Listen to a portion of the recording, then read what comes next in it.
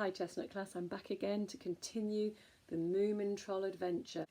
It was a fine day, perhaps not quite as clear because a gold haze lay over the sun, but the Adventure spread her white sails and headed out to sea at a good speed. The waves slapped the sides of the boat and the wind sang. The mermaids and mermen danced around the bows while big white birds circled up above. Sniff had tied his 6 little boats in a line, one after the other, and now the whole fleet sailed in the Adventure's wake. Moomin Papa steered and Moomin Mama sat dozing. It was seldom she had such peace around her. "Where shall we go?" asked the Snork. "Let's go to an island," begged the Snork Maiden. "I've never been to a little island before." "You shall do it now," said Moomin Papa. "We'll land on the first island we see." Moomintroll was sitting farthest up in the bows, keeping a lookout for reefs. It was so wonderful to stare down into the green depths and watch the Adventure's prow cutting through the white foam. "Pee-hoo!" shouted Moomintroll. "We're going to an island." Far out to sea lay the Hattifattener's lonely island, surrounded by reefs and breakers. Once a year the Hattifatteners collect there before setting out again on their endless foraging expedition round the world.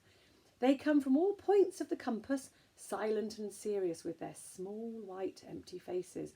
And why they hold this yearly meeting it is difficult to say, as they can neither hear nor speak, and have no object in life but the distant goal of their journey's end. Perhaps they like to have a place where they feel at home and can rest a little and meet friends. The yearly meeting is always in June, and thus it was that the Moomin family and the Hattifatteners arrived on Lonely Island about the same time.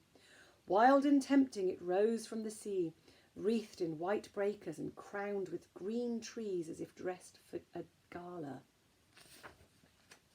"Land ahead!" shouted Moomintroll, and they all hung over the rail to look. "There's a sandy beach," cried the Snork Maiden. "And a fine harbour," cried Moomin Papa, steering skillfully into land between the reefs. The Adventure ran deep into the sand, and Moomintroll jumped ashore with the painter. The beach was soon seething with activity. Moomin Mama dragged up some stones to make a fireplace to warm up the pancakes. She collected wood and spread out the tablecloth with a little stone on each corner to stop it blowing away. She put out all the cups and sank the butter jar in the wet sand in the shade of a stone, and finally she arranged a bouquet of beach lilies in the middle of the table. "Can we help you with anything?" asked Moomintroll when everything was ready. "You can explore the island," said Moomin Mama, who knew that was what they were longing to do. "It's important to know where we've landed. It could be dangerous, couldn't it?" "Exactly," said Moomintroll, and off he went with the Snork Maiden and her brother and Sniff towards the south shore, where Snufkin, who loved to discover things alone, set off for the north. The Hamoolan took his botanising spade, his green collecting tin and his magnifying glass and wandered into the wood. He thought he might find some wonderful vegetation that nobody had yet discovered. And here's a picture.